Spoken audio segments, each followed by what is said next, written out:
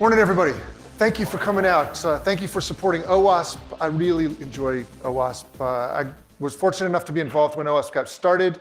I was fortunate enough to be in the wrong place at the right time, and when Mark Curfey bailed, I was left to be the global chair for the first 10 years of OWASP. It's an amazing organization.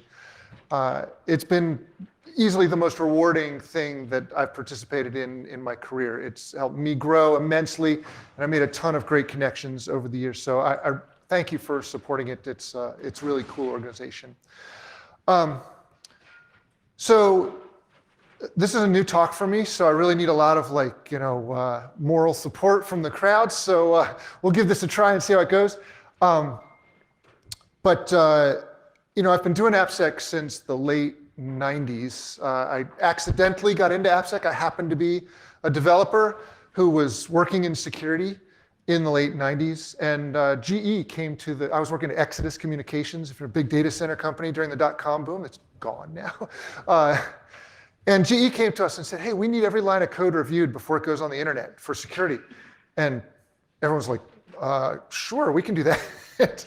And I got the call to do that. So I built one of the first AppSec teams ever. And we looked at all the code for the internet startups during that time, Hotbot and United Health Group, and a whole bunch of other really early internet adopters. And it just spun out, just got stuck in AppSec. So I'm still here, waiting to get back to be a developer again. So I think this talk is, this is a keynote talk, so I tried to bring it up a level and, share my wisdom over 20 years in this field. I'd really love your feedback on this. So let's get started.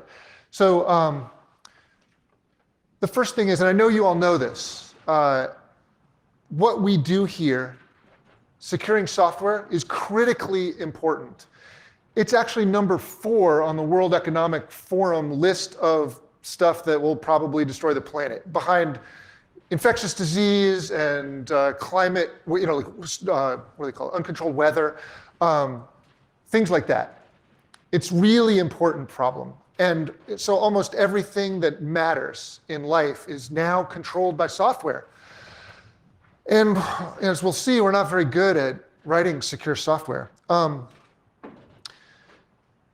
So I guess I'd want to challenge you. You guys probably all bank online. You probably use healthcare and government and so on. What do you know about the security of that software? There's a lot of shaking heads like, I don't know. When you sign up for a bank, do you get to find out who wrote the code, or did they test it for security? Or do they use libraries from 1982? You don't know anything about that software. It's completely blind trust. Blind trust drives me absolutely batshit crazy. It's the dumbest possible thing. You never take risks without some insight. That's for there's extreme mountain bikers that are flying off cliffs and stuff. That's not what we should be doing with stuff that's this critical. So we know that there's a massive disconnect between what people expect from software and what's really there. The gulf is huge, and you can tell because what happens every time there's a breach? People go crazy. They're outraged, right? Congress is outraged, and consumers are outraged. The Wall Street Journal is outraged. Everybody's outraged. How could this happen? We have to fire the CISO. But you and I know, we've been in the trenches, we've seen the software, we know it's all like that. Every application is full of vulnerabilities. I quoted some stats yesterday. It's the average app has 30 serious vulnerabilities in it. It's all SolarWinds out there, it's all Equifax.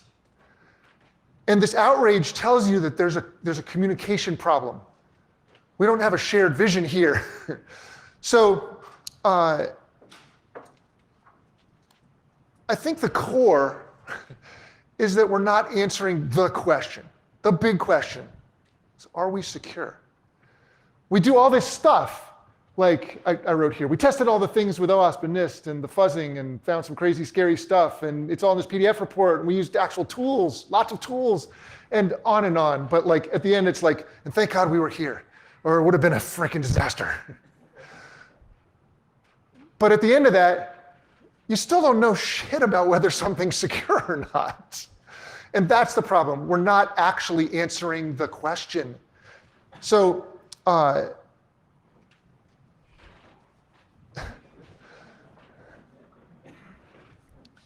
buying software is like buying a used car.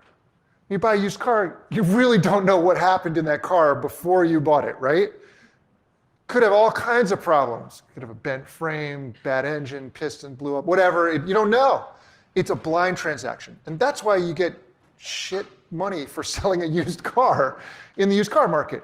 Now, that's a simple way of talking about this thing called the market for lemons. A guy named George Akerlof wrote a paper about this 30 years ago, and won a Nobel Prize for this. He said, markets where buyers and sellers don't share the same information are broken. It's a fundamental market flaw. It's called asymmetric information. And it causes markets to tip. And when we have market failures, something has to change in the market. Like, we can't just, keep trying harder what we're doing now to fix this market. It's never good. We're swimming upstream against market forces here that are preventing security from happening.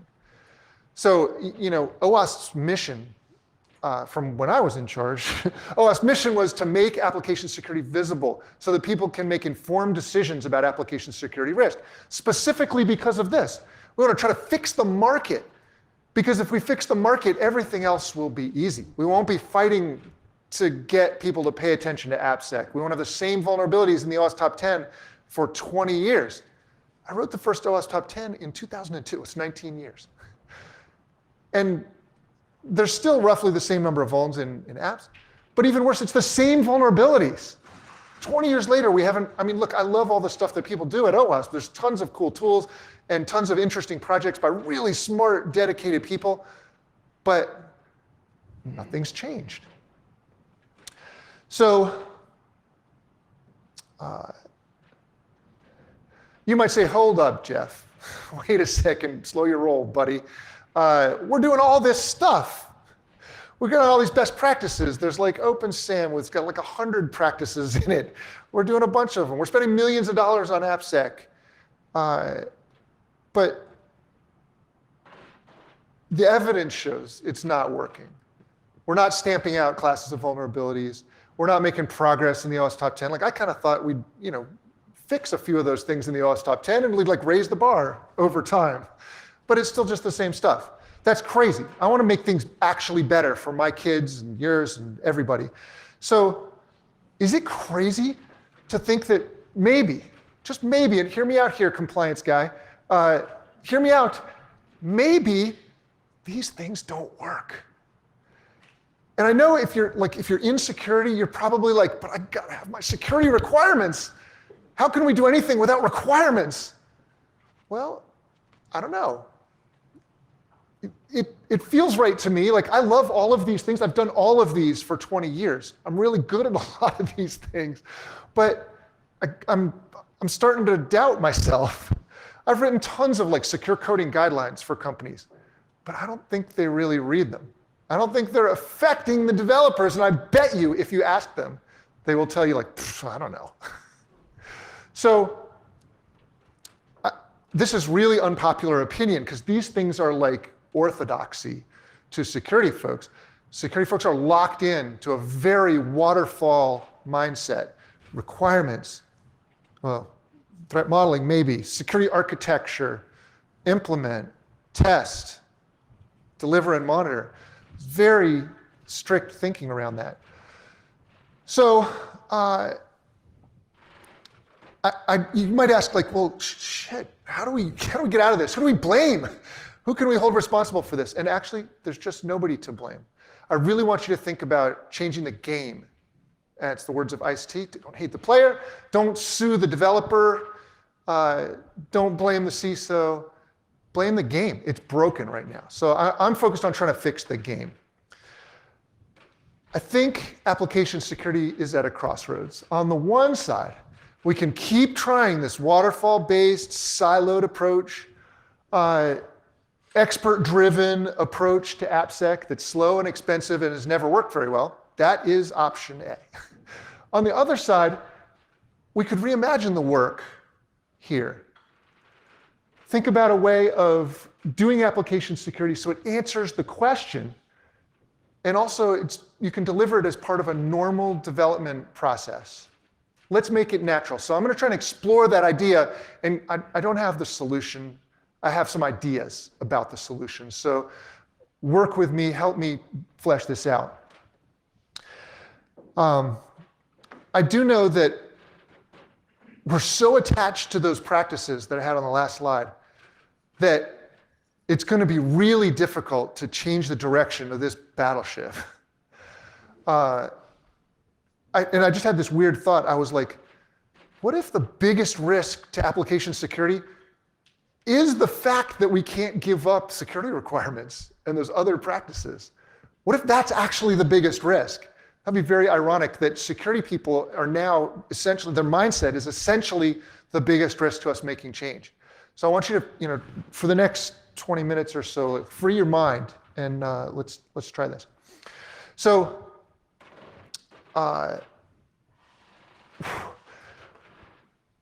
thought that, I really thought that security would reinvent the work of application security the way that DevOps did. DevOps reinvented the work of building software. They said, hey, instead of trying to do these big monolithic things like requirements and architecture and build and test, instead they broke that down into little pieces. And they got those little pieces flowing quickly from development into production. Very high cadence, tight feedback loops, a culture of experimentation and learning. And I was like, holy crap, that's exactly what we need to do in security. We need to break down these big monolithic tasks, all those activities that I showed on that other slide, into little pieces, get them focused, get that work flowing into production in a very measurable way. I was like, hey, this could be it. It's DevSecOps. But unfortunately, that's not really what happened. In fact, actually, DevSecOps has sort of come to mean do the same exact thing, except make developers do it. I actually call that shitting left, sorry. But we need something, so look, we're looking for something here, this little solution space. We need something that we can build, something concrete that we can build that answers the question, right? Are we secure? And it needs to be something that we can measure and share and improve. That's how we're going to make progress here, is we're going to capture something and then iterate on it, make it better and better over time, just like we do with software. So I'm going to start really small. I'm going to explore this idea, start really small, and then we'll build up. So to me, security is essentially an argument. You ask, are we secure? I have to make my case, right? I've got to provide some arguments that would establish that I'm secure. So how do we capture that argument? Well, here's how I think about it. The first step is like threat modeling, but much more like an iterative little piece. We just want to do one sprint, if you will. Right? We want to capture what's your biggest risk. We don't have to figure out all the risks. We just need to know what the biggest one is. And we're going to tackle that one first. Why would you start with anything else, actually? Why would you work on the little stuff first? And that's actually the problem with security requirements. Go read those things. There's zillions of requirements, that most of which don't matter. Log injection? I don't know. Who cares? If you're dealing with, expression language injection and XXE and things that matter, you're never going to get to those. So I want to focus on things that matter. And what that'll end up doing is eliminating 80% of the work that we're doing, which doesn't contribute to this argument. Well, I'll come back to that in a second. So let's imagine that it doesn't matter what the risk we choose. As far as I'm concerned, we're going to choose the first risk, and that's our threat model. I don't know what it is. It's different for everybody. If you're building planes or mobile phones or satellites or factories or whatever, it doesn't matter. Your first risk, let's say it's clickjacking. It's almost definitely not. But let's just imagine that it's clickjacking because that, in my case, that's what I care about. So my first step is to identify that and start working on it. I'm going to make a sprint around that. So you see here, this diagram I used, It's essentially a tree, but see, it's wrapped in a circle, so now it's really cool. Okay? So the first step is like the question, right? Am I secure? Around that, I usually break down a threat model by big major components, like here's the web piece, here's the client piece, here's the back end, and so on. So that's what that layer is. But then let's identify threats. You don't have to break it down that way. You can structure an argument a lot of different ways. But that's the threat modeling pieces. Like, let's get the big threat. And then, look, this is like a proof by induction, okay? We're going to do one, and then we're going to show that we can do it for multiple risks by repeating it, and we're going to trend towards a really complete, not just threat model, but a whole security argument. The threat model is just the core of the argument. The next layers is what matters. So first, we've identified the threat. So the next step is we got to choose a defense strategy. I don't like to say countermeasure or it's really a defense strategy. It's not one defense. It's probably at least a primary defense and a secondary defense. But you should talk about that. Like, what do we do about clickjacking? So I'll throw it out to the crowd. What do we do about clickjacking?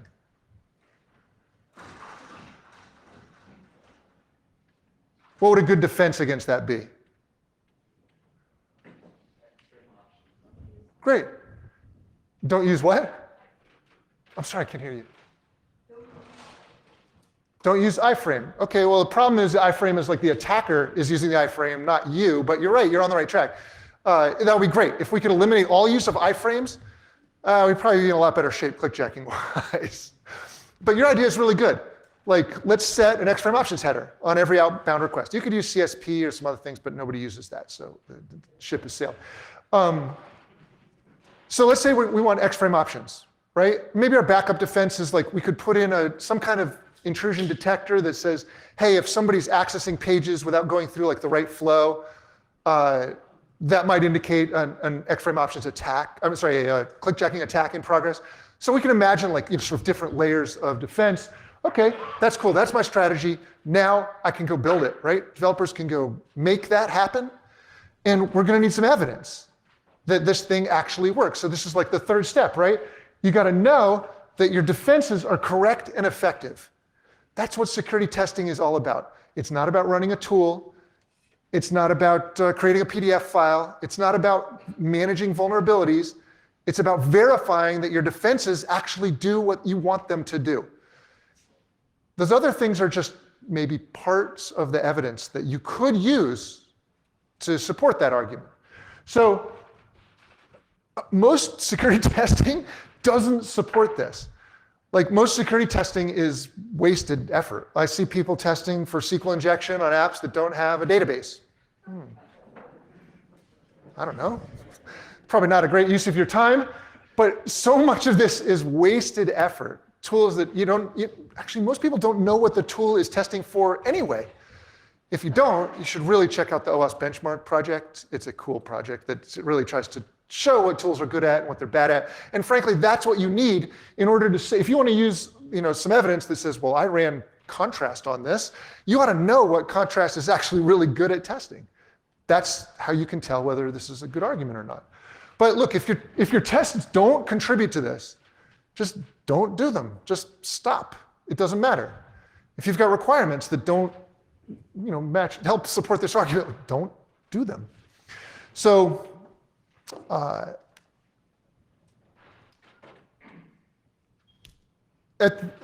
the end, so it would be great if when people ask the question like, are we secure, you had an answer for them. And it could be a more specific version of are you secure, like, are we protected against clickjacking? You should be able to answer that question immediately. And so for clickjacking, you'd say, well, yeah, we identified that threat. Here's our defense strategy. And here's the evidence that shows that we're correct and effective in our defense. So you'd have evidence that shows like, hey, I don't know, for clickjacking, you might watch every outbound request from your system. You could put in a filter. You could use Zap for it. There's a bunch of ways of testing it. You can make sure every single response has an X-frame options header. Great. That's the evidence that you need to show this. And then you can very quickly explain, are we secure on any dimension that matters? And then that should answer the mail. Yeah, we're secure. As a CISO, that's what I would love to have. I think as consumers, they would love to have a version of that. So That's the theory. And all this is good theory, but I want to try to make this a little practical. So I have some advice on different aspects of this process that you may find helpful. So the first thing is I want you to reevaluate all those activities that we talked about and imagine how they map into this argument. By the way, this diagram is generated by a tool like Kialo. It's a tool that's designed to help you manage an argument. And you can go on there and you can debate anything you want. I don't know, is wheat bread better than white bread? Like, there's debates on everything. But you can manage the debate, and you can see in each of those boxes, there's like a way of balancing the pro claims and the con claims so that you can see like sort of who's winning the argument. It has a voting system, so you can evaluate those claims and say like, oh yeah, that piece of evidence is really compelling. This other piece, not so much. But I encourage you to manage both positive and negative evidence here. Sometimes you're going to get a test result that says that failed. We don't put the X-frame options header on some request or response. So that's a great piece of evidence that proves that we didn't meet our security argument. So it's useful to manage both sides of it. It's not either all negative, like a pen test result, or all positive, like maybe an audit, or I don't know, some piece of evidence that shows like here's all the controls work. It's both. Managing the argument is your job as security folks.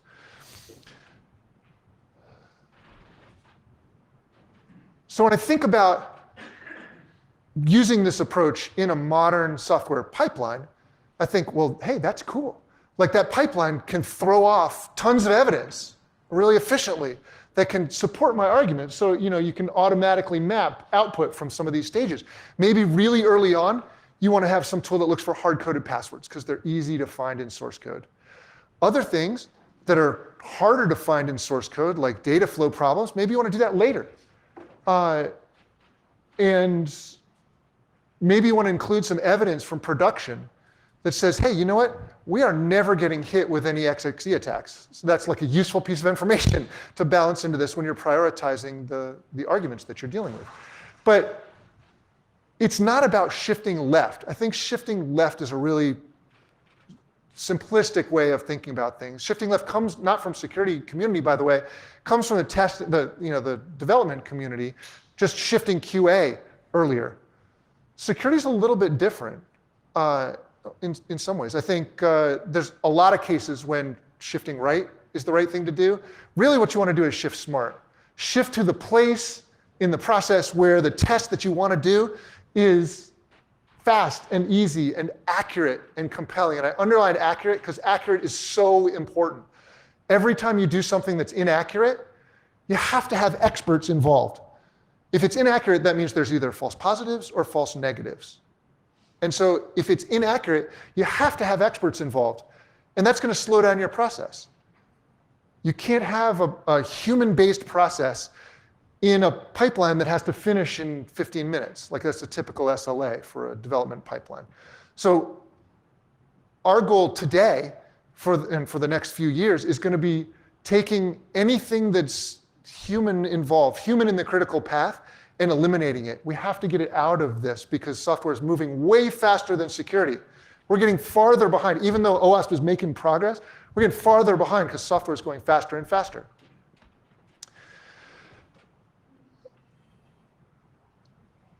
So a few things about testing here. One thing I feel really strongly about is most of your best tests are going to come from testing the fully assembled application as it's all put together.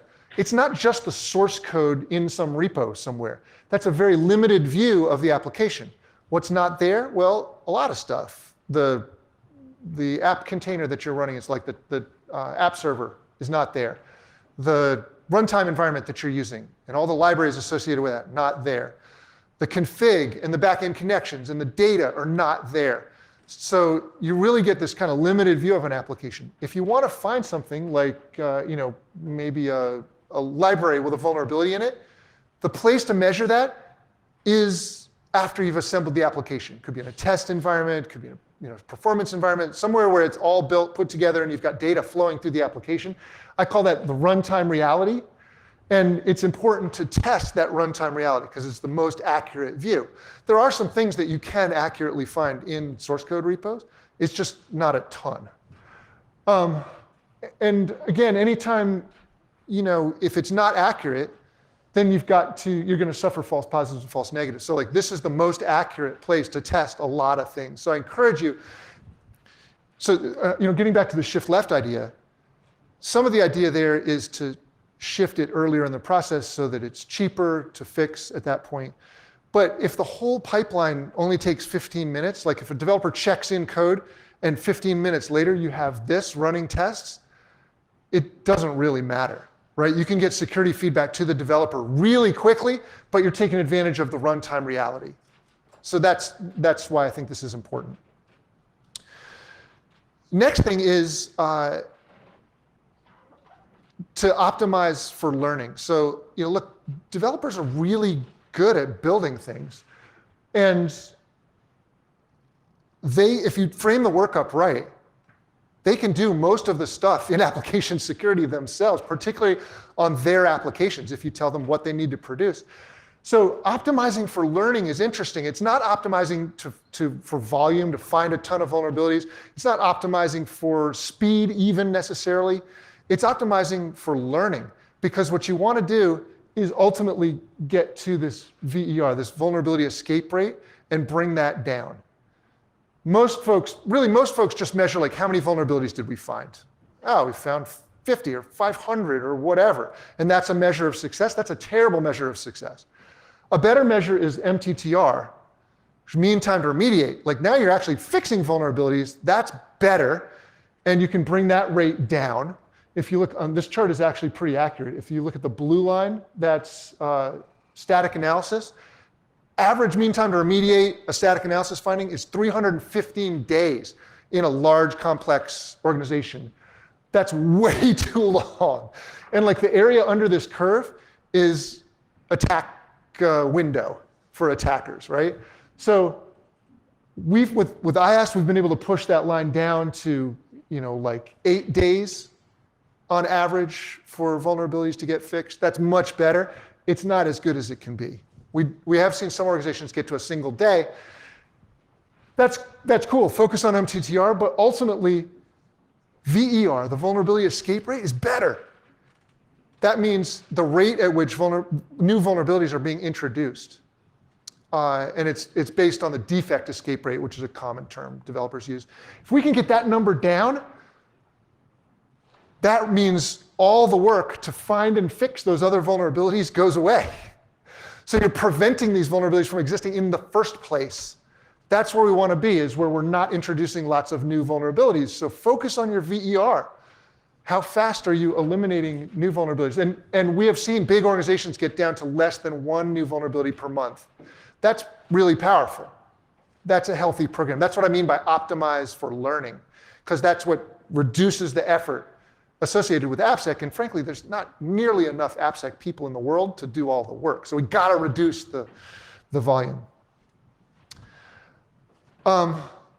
So one other thing that I think is really important, this is part of the argument, is you need runtime protection.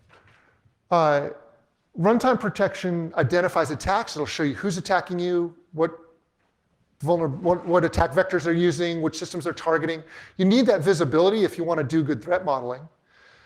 And you also need to prevent those vulnerabilities from being exploited. And I wanted to take a slight detour here just to explain this. And Dave Lindner here is going to give a talk about this later today, so that'll be a great thing to go to.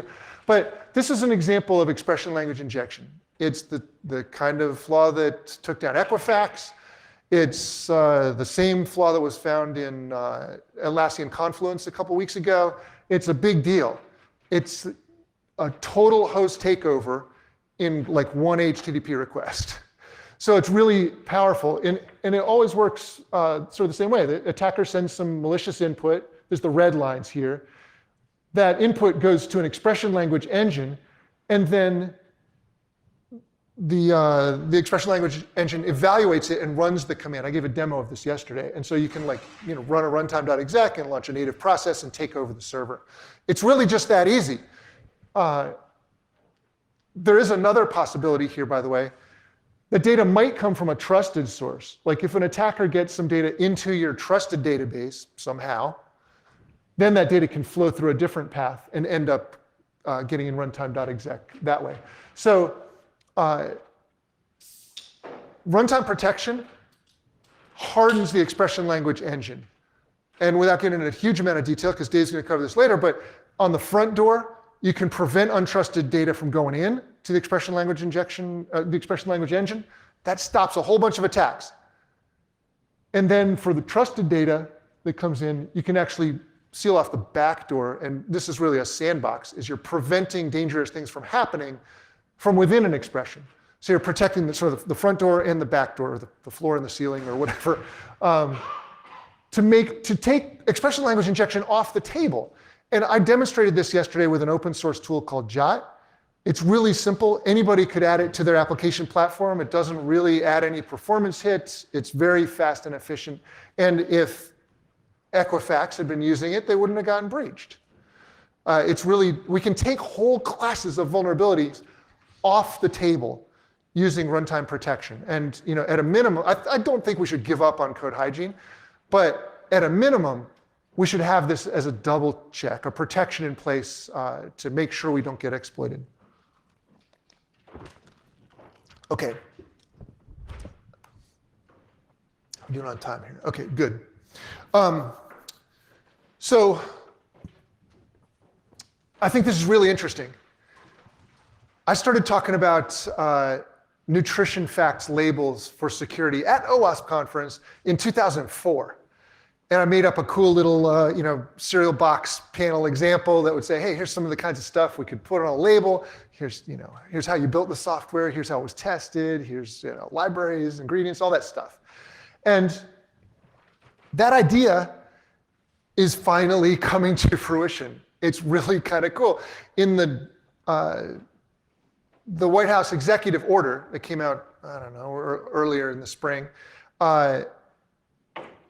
they talk about this. They say, hey, we're going to focus on visibility.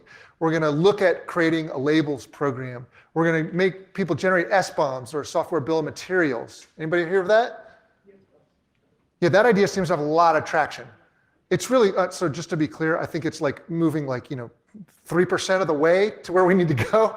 But that's cool. It's like kind of part of the argument is like you should know what libraries are in stuff. So in Singapore, they've got a cool 4-level system. This is the label, looks like this. It's got 4 stars, if you're really good. And it's got sort of 4 levels that kind of go in increasing levels of rigor from baseline stuff up to pen testing at the top.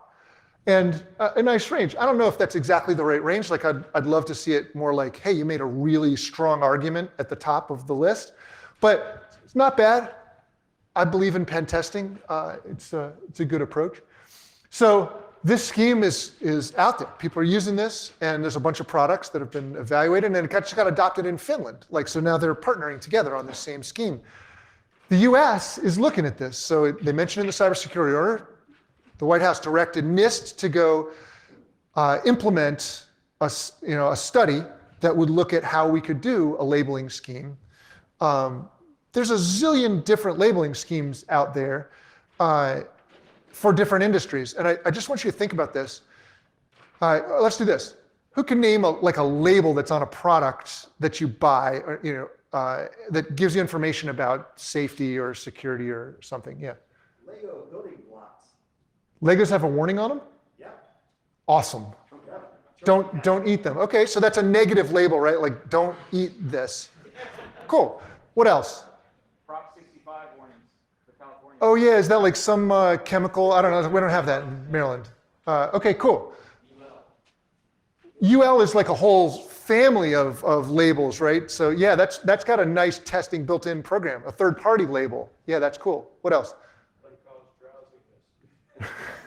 right? All kinds of drugs, right? Drug facts, every package that you buy has a label on it. What else has a label on it? Man, what do you do? That's the first thing you think of? You don't think of like Energy Star or like Harvard? Okay, yeah.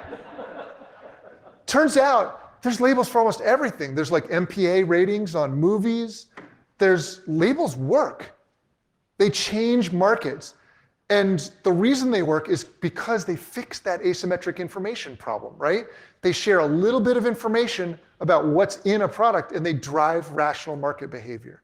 So I'm really, it's everything. I studied all these different labeling schemes to try to figure out like, well, how should we do one for security?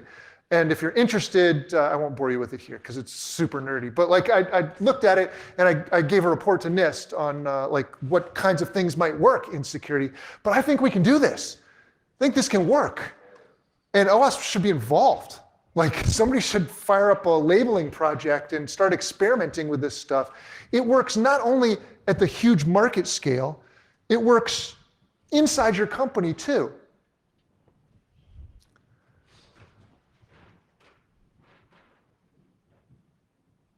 What just happened? Oh, so it gets back to this.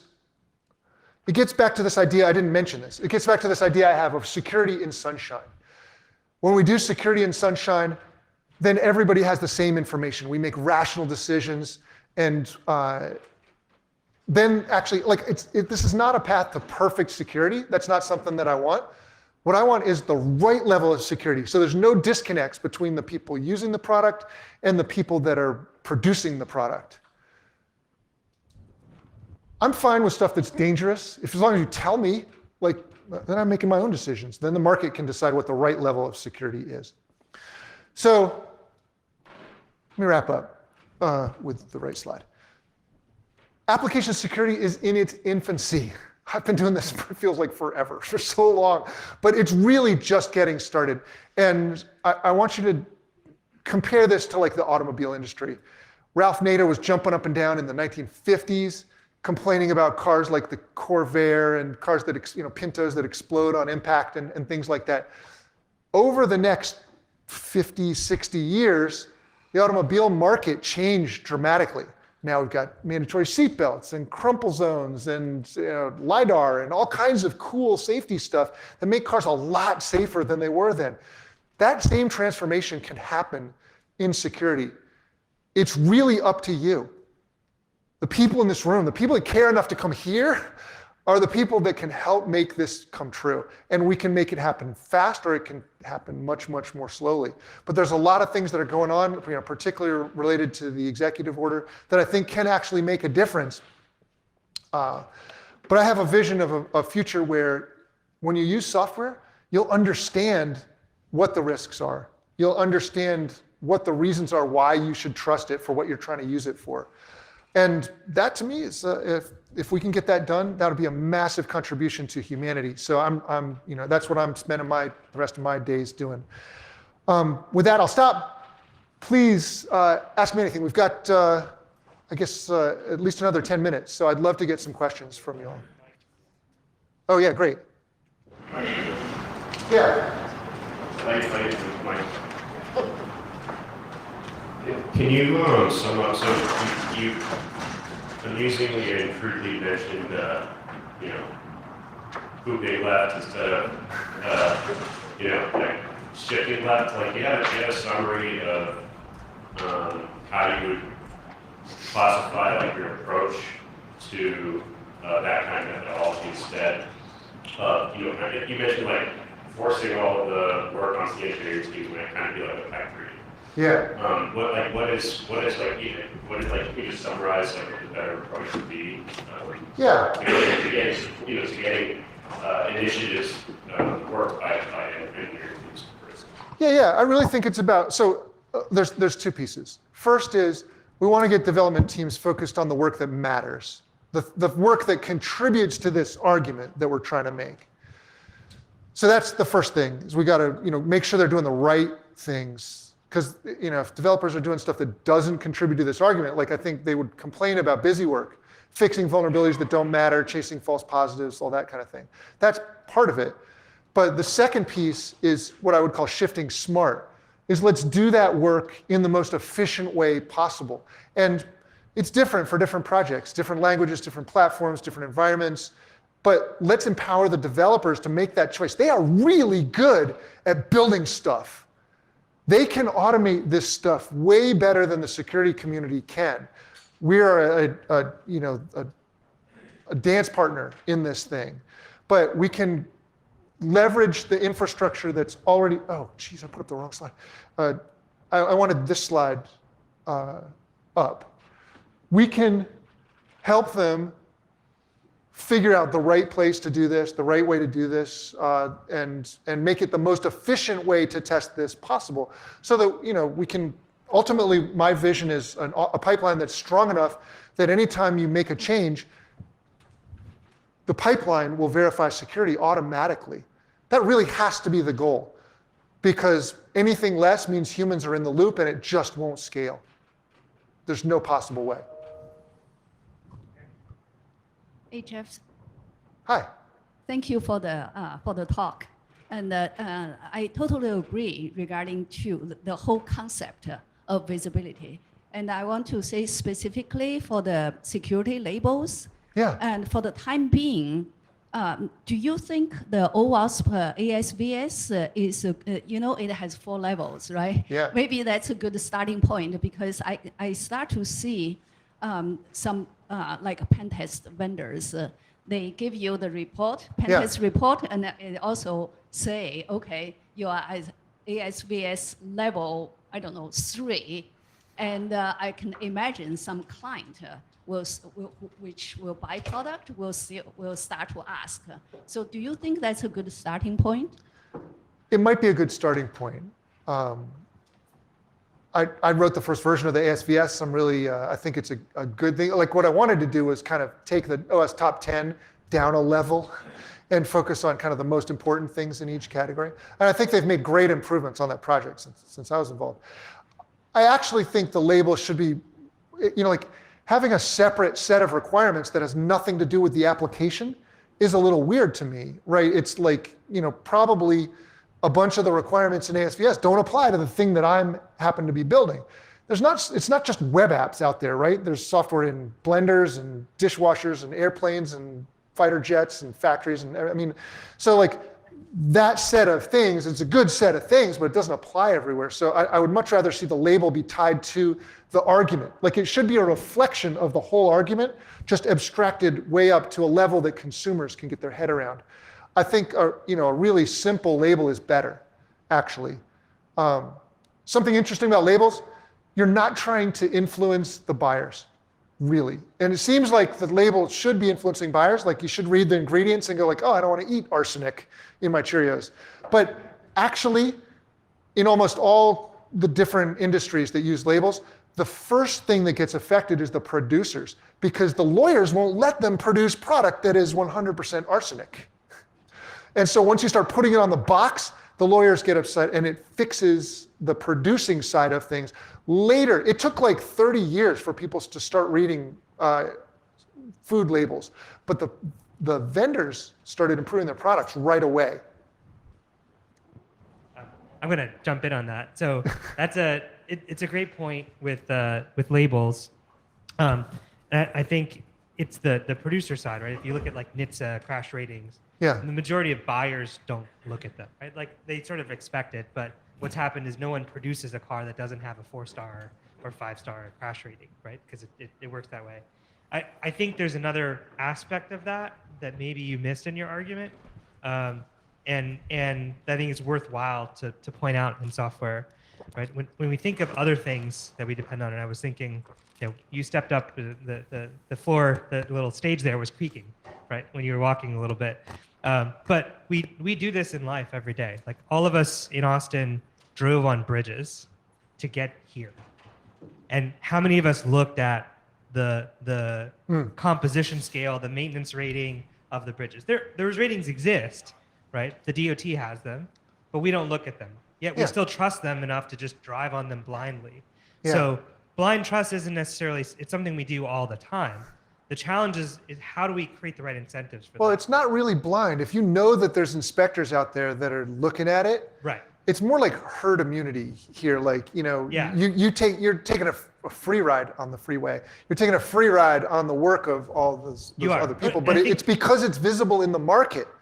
You don't have to actually read the label to know that it's not. Right. I dangerous. think there's an extension of that, which is part of that is that infrastructure, right? There's inspectors that check it, but also if you build, whether you're a contractor or someone else, you have a professional engineer, right? That's a licensed professional engineer. If you build a faulty bridge, Yeah. they can lose their license. If you Yeah. build So let me a just put a bad pin in that building, because there's you like can lose your there's- license. we could talk about this for 2 Yeah. hours, but like there are a lot of different rating, labeling, certification kinds of schemes. There's self-assessment. There's third parties that do it. There's UL Labs kind of situations. There's the MPAA as like a private organization that doesn't talk very much. Honestly, it doesn't really matter that much, like what the rating system is. I'm happy if they just come out with anything. But I think the first step that we should make as an industry is self-attestation. It's so much easier than trying to establish an infrastructure for inspectors and certifications and standards, all that stuff. Like, let's just self-certify for a while. I think it'll be very effective, even if it's not 100% accurate.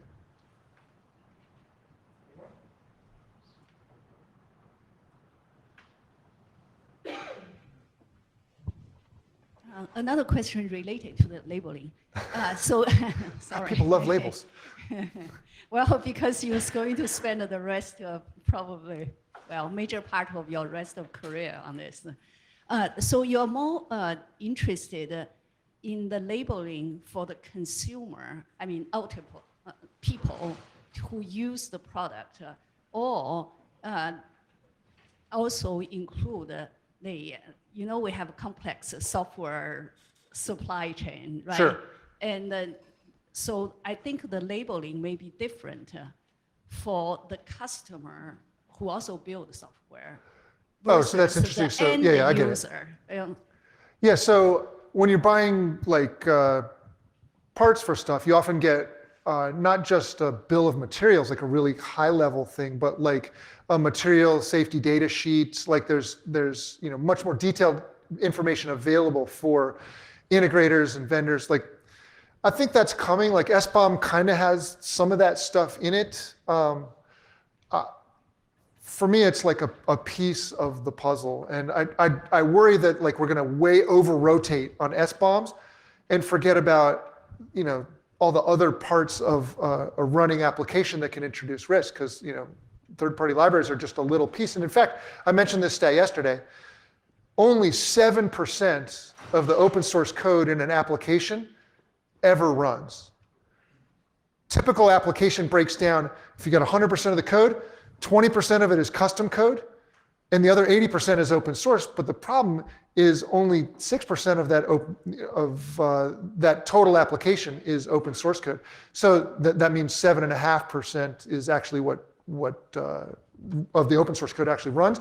And so that means a lot of the findings out of these tools that look at your source code repo are wrong. They're telling you both libraries that aren't actually in the running thing. That's the the runtime reality piece, and they're telling you and they're missing libraries that aren't in the runtime reality, like platform libraries and app server libraries.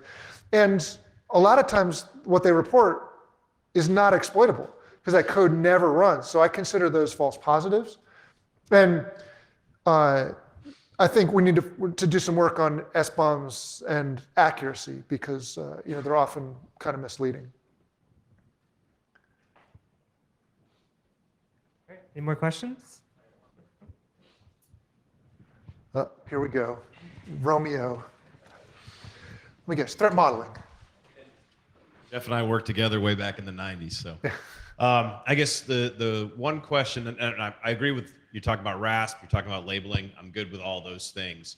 I guess my question is, if we're going to add labels and we're going to say that the traditional AppSec things are not adding all the value, what are we going to put on the label then, right? Because you and I both grew up in the assurance building world of Orange Book and Common Criteria and all those things, and we can talk about how terrible they all were, but they did move some products forward and some way in improving security. So what are we going to put on the label if we don't have threat modeling, education, SaaS, all of the things that are building blocks for assurance? Yeah.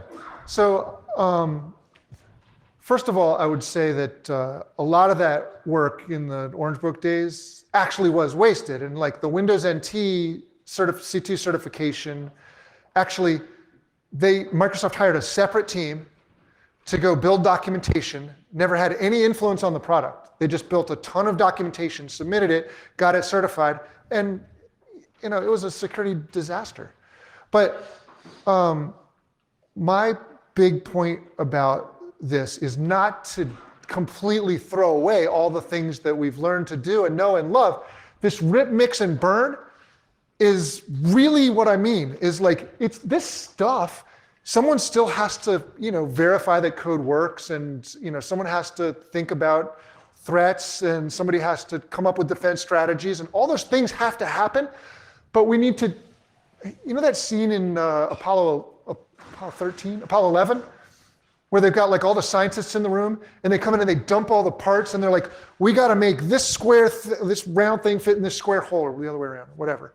But like, there's this scramble where they, have to reinvent the pieces to do a new job. That's what we have to do here. We've got the pieces. I'm not saying we throw away all these things, but we need to completely refactor how this works. And my idea is to take one little piece of each of these things, slice off a little bit, and combine it into a new activity that we do in every sprint. Okay, so it's not do all the threat modeling, it's identify the next biggest threat. It's easy. You do it in a minute. It's not build a whole security architecture. It's come up with a defense for that new threat. Like, how are we going to stop that? We do that. It doesn't take long. Well, the label is based on the argument that we build over time. Like, I want you to imagine that, we've done this for a year, and we've got a pretty well-developed threat model. We've got great defenses in place. We're testing them continuously, so we know they're correct and effective. And the label is a reflection of the argument. Anything else is just dumb. If you put a label that says, I ran SAST, I don't give a shit. I'm not riding on your roller coaster. It's not good enough. And so like, if you give me a label that says, I did all of that stuff, I don't care, because it's not connected. The threat model could be completely different from the security defenses and completely different from the tests we do. That's crazy. We need that. We used to call it traceability in the Orange Book days. In the Orange Book, there's, it's much more formal, much more waterfall, but there's like a top level spec and a detailed spec, and it flows all the way through to tests, and you get a traceability from threat to test. The full argument, that just disappeared. So now we're doing these things like we build a threat model, but we're not writing requirements against the threat model. It's just like a separate thing, fun thing that the security guys went and did. And we're not testing the requirements. We're testing whatever the hell the pen tester wants to test when they walk in the door. And I don't know, we got some really smart kid who's never done it before, and he's really good at XSS, so he spends his time doing that. And we get an A+ on XSS and an F for everything else. And like, I want to reestablish traceability. That's the point of the argument. Threat modeling is the core of this. Then there's defense strategy. Then there's evidence around the edge. And then the label should reflect that. It should say, hey, you're doing all this stuff right, so you get 4 stars. If you've got a crappy argument, then you should get a D or an F or something. I don't care what the labeling scheme is. It doesn't matter that much. But it's really getting people to think this through and do the process. That's what matters. Why wouldn't we merge user acceptance testing with stress testing with security testing, so you get the profitability of to the company, you get ease of use to the customer, you get trust by the world. So UGW are a nice little acronym pet. So, I think it probably makes sense, but what I would say is, I don't care how you make cakes. And I use this cake example sometimes because I've worked with hundreds of enterprises on their AppSec programs, and they're all different. Every software company is different.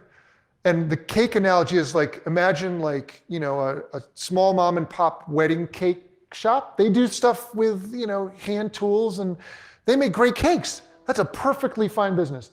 Then there's a Tasty Cake factory on the other end that's like completely automated, chemicals pouring in vats and, like assembly lines and automated tools. That's a completely different thing. I don't want to tell you how to do your cake making. That's not our job. Our job is to focus on this and make sure that somewhere in that factory, and we have to work together with the people that own the machinery in that factory, somewhere we've put in the processes and the people and the technology to build the argument, to answer the question. Because if we don't answer the question, then what are we doing? What's the point of any of this? So that's how I would answer is like, I'm not here to tell you that you have to merge those things. You can do them separate if that's how you build software. If you want to merge them together, great, do that. But we shouldn't be in the business of telling people how to build software. It doesn't work. It just pisses off the people that we need to help us. Thank you, Jeff. Great keynote. Thanks, everybody.